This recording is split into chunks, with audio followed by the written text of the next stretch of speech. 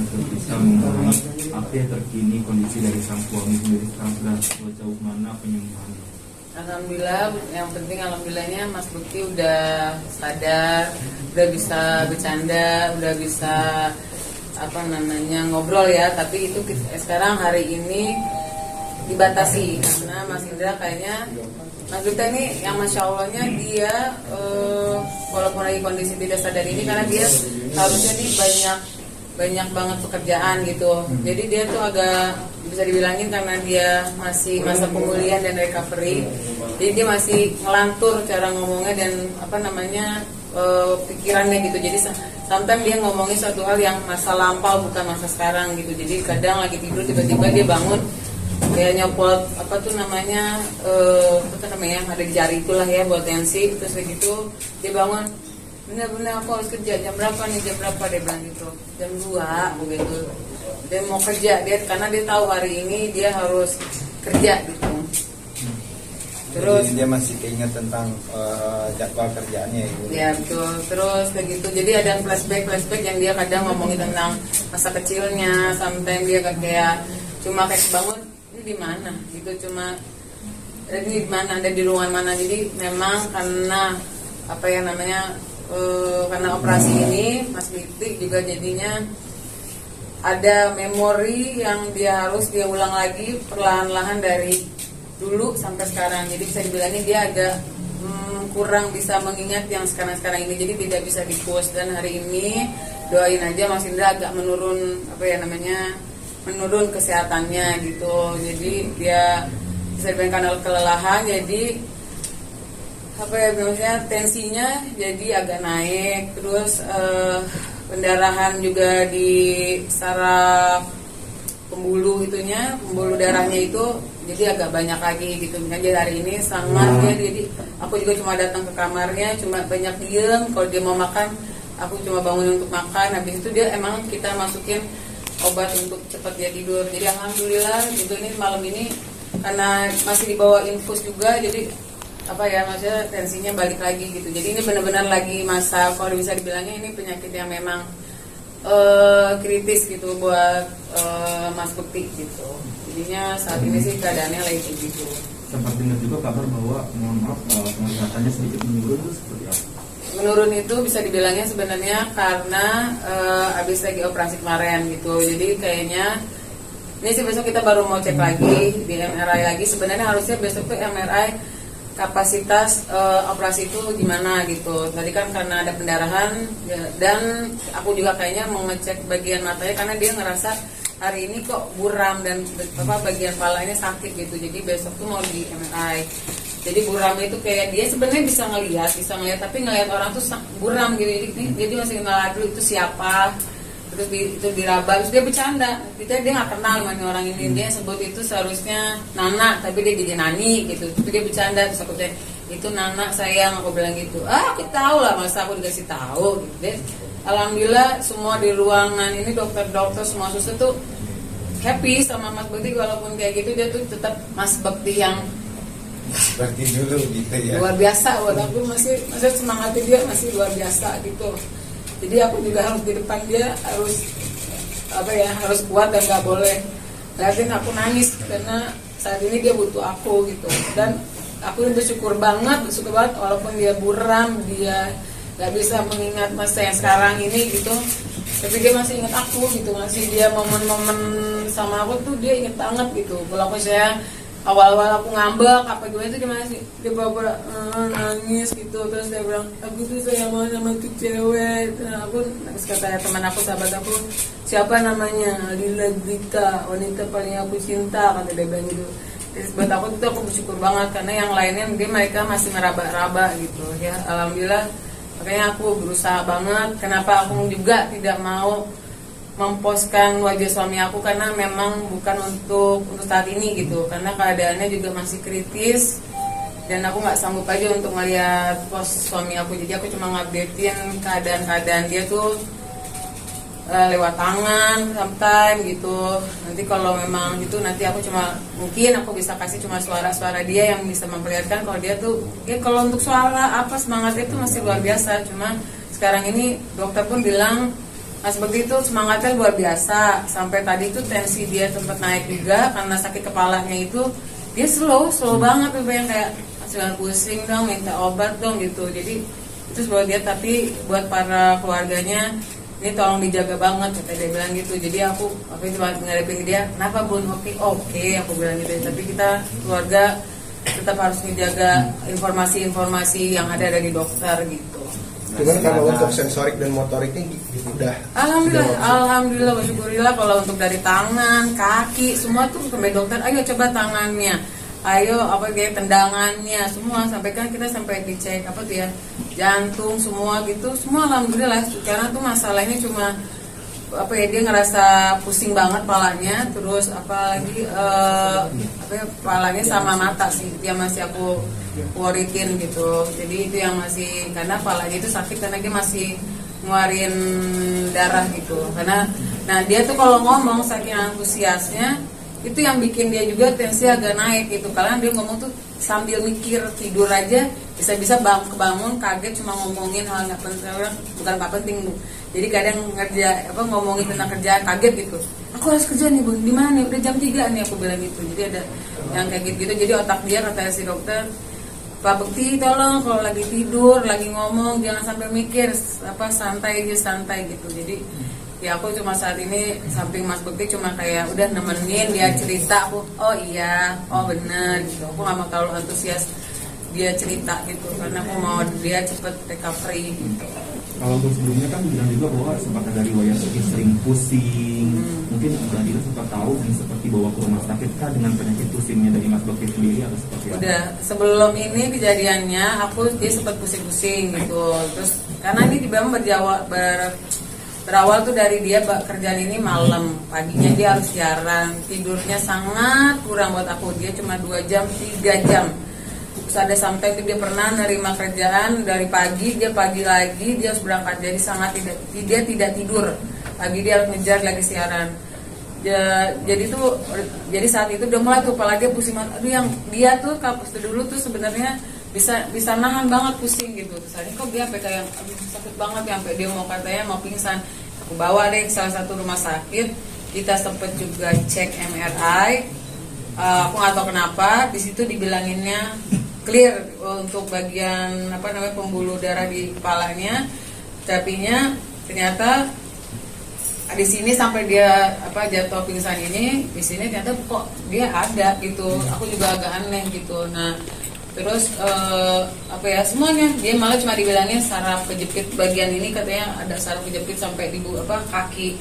Aku sempat mau bawa ke herbal, tapi karena dia waktunya juga lumayan padat gitu sampai mau tahun baru ini, jadi nggak jadi. Tapi itulah yang bikin tapi namanya ya udah dari takdir Tuhan lah ya. Jadi saat ini ujiannya buat Mas Bekti dan aku, ya kita harus sama-sama kuat sih, semoga bisa ngelewatin ini gitu. Amin. Sudah sejak berapa lama mengeluh pusingnya mungkin? 2 minggu. Pertama tuh dia kayak cuma pusing, aku sangka pusing biasa karena dia minum obat hilang gitu. Sampai suatu saat dia minum obat itu udah nggak kuat, dia aduh ini sakit banget ya, pegang pala. Udah besok cek aku bilang. Cek, oke, kita sempat kan, maksudnya jadi kita sebutnya kita nggak mau pusingin, kita dua-duanya sama sakit sebenarnya saat itu. Kita staycation gitu, karena staycation di rumah sakit ditanya, karena mau ngecek seluruh tubuh kita. Kita dua-duanya baik, dia juga baik. Itulah gitu udah 2 minggu itu, tapi ternyata 2 hari sebelum bukan 2 hari sih. Setelah itu pas malam dia ulang tahun itu kejadian gitu. Dari 2 hari sebelumnya aku baru dari rumah sakit itu. Pak, cuman kan tensi Kak Bekti sendiri kan naik turun nih dari kemarin katanya gitu. Mungkin kalau memang hingga esok hari tetap naik turun itu dokter akan ada tindakan apa? Ya sih, kalau tensi dia tetap naik ini, kan hari ini dia masih infus kan. Dokter cuma bilang ini kita lagi mau usaha dia tanpa infusan. Karena kan kita mau realitinya mau menurunkan darah yang ada di kepala dia sama tensinya tetap stabil gitu. Jadi kayak dia berharap kalau memang besok belum juga, kita tetap ada namanya MRI buat ngecek mata sama kepalanya. Kenapa? Untuk melihat kapasitas maksudnya pendarahan di kepalanya ini berkurang atau bertambah. Semoga ya mohon doanya semoga besok Mas Bekti amat berkurang gitu, matanya tidak ada apa-apa gitu. Jadi kalau memang habis itu dia memang keputusannya masih belum, sepertinya akan ditambah lagi masa dia di ICU, tampaknya sebenarnya kayak gitu.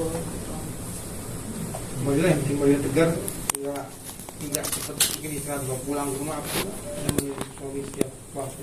Udah tugas ya, kemana aku udah tugas istri sih. Kalau dibilangin sedih banget gitu, karena ngadepin Mas Bekti yang dia harus kehilangan memori, sometimes dia juga sempat dia harus lupa yang ke depan ini, sometimes dia suka lupa nama anaknya. Awal-awal gitu aku agak oh my god dia lupa nama anak gitu, aku nggak mau yang nge-push dia juga gitu. Tapi baru tadi pagi aku bersyukur banget dia bisa nyebut nama anak di mana, anak di mana aku mau ketemu gitu. Terus aku bilang ada di sana lagi main gitu. Dia bisa sebut nama anak-anak semuanya gitu. Jadi aku bersyukur banget dari kemarin tuh aku cuma berdoa. Pokoknya saat ini aku cuma percaya sama Tuhan sama Allah, kalau semuanya aku bisa lewatin, aku bisa kuat karena Allah itu aja. Karena itu buat aku doa aku udah ijabah banget Mas Bekti bisa ngelewatin operasi besoknya. Mas Bekti ini kayak mukjizat banget, dia bisa besoknya bisa sadar dan dia bisa ngenalin aku, bisa dan benar-benar kayak Mas Bekti yang apa adanya gitu. Terus ya cuma dia short memory aja gitu, jadi bisa ngulang-ulang semua perkataan dan aku harus sabar ngulang lagi gitu. Jadi aku lagi mau mencoba untuk biar dia nggak mikir lagi saat ini gitu. Jadi aku jadi ngejauhin semua TV, semua handphone. Jadi HP itu dia nanya, karena saat kejadian itu kan dia megang handphone, kata dokter emang gitu. Jadi dia nanyain handphone itu karena saat kejadian lagi megang handphone, lagi kerja. Jadi itu yang dia pikirin, kerjaan, handphone. Jadi aku bilang handphonenya mana? Handphone aku mana? Mati, dicas. Aku bilang gitu. Jadi dia akan ulang-ulang tuh handphone dia di mana. Jadi harus sabar. Handphone bohong-bohongin lagi dicas, lagi diambil sama Mas Roy, jadi ini di mana kayak gitu intinya. Sampai dia oke, ada makamu ya gitu. Pastinya nggak boleh tadi kan masih boleh keluarga inti, masih boleh. Cuma saat ini tadi pagi akhirnya diambil alih oleh rumah sakit. Kita sangat ingin Mas Bekti cepat sehat, jadinya nggak boleh. Yang cuma boleh itu aku. Ini bukan kehendak dari aku, tapi emang dari rumah sakit mengharapkan mereka yang bekerja di ICU ini gitu. Jadinya aku cuma datang dikasih tahu ini tindakan-tindakan ini, tanda tangan ini. Hari ini juga Mas Bekti banyak tidurnya gitu. Jadi aku cuma ini juga aku baru 3 kali ketemu dia, cuma ngeliatin proses tensi semuanya gitu. Jadi lewat telepon kamar juga, Mas bisa dilihatnya, oh lagi tidur kata dia bilang. Jadi doain aja ibu. Jadi kayak gitu intinya. Kenapa saya juga nggak pulang? Rumah saya sangat jauh dari sini. Saya nggak mau gitu, maksudnya kehilangan momen-momen aku nggak bisa ngejagain dia. Alhamdulillahnya ada mama, ada yang siap megangin anak-anak aku juga gitu. Karena di sini juga nggak boleh anak-anak datang dan aku masih belum siap juga untuk anak-anak ngelihat bapaknya mungkin nanti tiba-tiba nggak ngenalin dia gitu. Walaupun anak-anak juga sebenarnya udah tahu, terutama anak pertama aku gitu. Udah tahu. Sempat tanyain nggak anak-anak? Pasti setiap malam dia nanya, ayah gimana, ayah gini. Kadang tuh aku curhat dulu sama mama, gini mah gini ceritanya nana gitu. Terus aku udah cerita, udah bisa curhat, terus tiba-tiba baru oh ayah gimana nih ceritanya tadi gini doain ya gitu kan. Harusnya kita staycation nih gitu, aku bilang. Jadi kita nggak jadi staycation ya, kata dia bilang. Ya jangan dong, masa kita staycation ayahnya sakit, aku bilang gitu. Kan bukan flu batuk, kayak lagi sakit banget. Oh ya udah ngapain gitu setiap hari. Mereka malah yang kayak jangan lupa makan, kita ada grup di handphone kan. Jadi mereka tetap ngasih support walaupun HP itu memang ayah Mas Bekti nggak megang gitu. Aku pengen semua momen yang memang kita ambil ini nanti Mas Bekti bisa lihat sesudahnya gitu. Setelah kejadian ini dia tahu gitu, karena semua para di sini juga aku mau makasih semua para teman-teman Mas Bekti, semuanya deh yang aku nggak bisa ketemuin, aku minta maaf karena memang saat ini aku cuma bisa berjuang dulu nih buat Mas Bekti di masa kritis ini gitu. Tapi makasih banget semuanya, baik banget dari teman-teman Mas Bekti, pemimpin kerjaannya Mas Bekti juga, Bu Siwi, semuanya dia pokoknya yang bisa mengerti keadaan Mas Bekti saat ini. Aku makasih banget gitu support dan dukungannya gitu. Ini kan kita juga, aku mau sekalian memberitahu gitu kalau emang kita lagi berat karena kita lagi usahain banget saat ini kayaknya aku mau membuka penggalangan dana gitu untuk Mas Indra, karena yang tampaknya akan 20 hari ke depan Mas Dwi Bekti itu akan di sini gitu. Jadinya biayanya udah sangat besar di hari keempat ini gitu. Jadi aku udah broadcast beberapa teman-teman juga, alhamdulillah ya mulailah ada beberapa yang udah memberikan kebaikannya, keikhlasannya, yang nggak mau dikasih tahu siapa namanya, ya alhamdulillah sih. Jadi semoga yang mendengar ini juga bisa membantu Mas Bekti gitu. Berharap ada tangan-tangan baik yang bisa nolongin Mas Bekti sampai sehat gitu. Amin. Adila, seharusnya kan momen bahagia ya, karena waktu kejadian pas di hari ulang tahun. Gimana sih, artinya berita ini mengagetkan seorang Kadila sendiri? Kalau sekarang sih sekarang aku pernah nih menyebutin nama ini tanggal berapa pun dia bilang gitu. Sekarang sudah tanggal 29 aku bilang gitu. Terus tiba-tiba dia bilang gini, hah? Ah bunda bohong, kata dia bilang gitu. Kan ayah masuk tanggal 28. Terus apa jawabannya dia bilang, no, that's my day, I don't want, that's my birthday, kata dia bilang gitu. Jadi aku yang menyimpulkan, memang dia setiap tanggal 28 itu pasti ada momen kebahagiaan bareng sama sahabatnya, bareng sama siapapun. Jadi aku nganggapnya, oh dia nggak mau nih hari kejadian itu. Jadi aku tanya, ayah maunya tanggal berapa? Aku bilang gitu, tanggal 4, dia bilang gitu. Oke, tanggal 4. Jadi dia nggak pernah mau nyebutin tanggal itu di tanggal 28. Terus kemarin ada teman kita yang datang juga nyebutin, besok kamu lo tahun baruan sama gue lo tanggal 30. Ih bohong, nggak tanggal 30 nggak 30. Karena dia tuh momen yang dia tunggu kan sebenarnya 28 30 itu kerjaan plus hari birthday-nya dia gitu. Jadi aku lagi ya insya Allah sih pengennya kalau dia udah baik lagi, pengennya sih ini mumpung ada teman-teman deket nanti mungkin kalau dijabah sama Tuhan, pengennya nanti dia udah sehatan, aku pengen bikin di kamarnya nanti ada apa namanya, aku dekor sedikit lah gitu buat dia happy gitu kalau dia nggak ngelewatin tanggal 28 itu gitu, karena ini masih panjang perjuangan aku buat recovery dia yang katanya dia aku harus kata dokter ya apa short memory ini akan panjang kayak anak kecil lagi kita memori dia yang dari kecil sampai sekarang gitu, karena dia masih nggak ingat gitu sih saat ini. Tadi lu sempat ngebatasin waktu jam kerjanya Kak Bekti nggak? Katanya 2 jam, 3 jam. Kalau sebelum kejadian ini sih susah banget ya, saya udah kayak berbusa mulut saya gitu juga. Yang nggak tahu juga emang rezekinya saat itu memang datangnya segitu, tapi aku kadang yang coba yang udah dong cepet pulang aku bilang gitu. Kalau kadang di pertengahan itu dia ada meeting waktu kosong, tetap dia pakai dulu meeting, aku harus ketemu orang meeting itu, harus ketemu aku, itu yang susah. Aku sampai berapa bulan ini aku berantem sama dia tuh jadi kayak cuma masalah yuk pulang ke rumah, lo cuma ada waktu nih bikin 6 jam pulang dulu istirahat berangkat lagi terserah, tapi itu maksudnya sangat keras kepala gitu. Jadinya untuk saat ini semoga Mas Bekti waktu nanti udah sehat mengerti kalau kesehatan dia ini sangat luar biasa gitu. Jadi ini juga udah riskan banget buat dia, jadi aku berharap juga dia sehat dan dia bisa belajar lah dari ini. Jadi dan aku kayaknya juga yang akan menentang dia kerja malam gitu. Jadi dia harus ada momen istirahat, bukannya aku belagu banyak duit, bukan, karena kesehatan nomor 1 dan nyawa dia buat dia paling penting gitu saat ini. Jadi mungkin terakhir kalau pengen sumbangan bisa menghubungi siapa gitu mungkin? Nanti ada broadcastnya, ada sesuai nama yang udah sesuaiin. Nanti aku taruh juga di IG aku.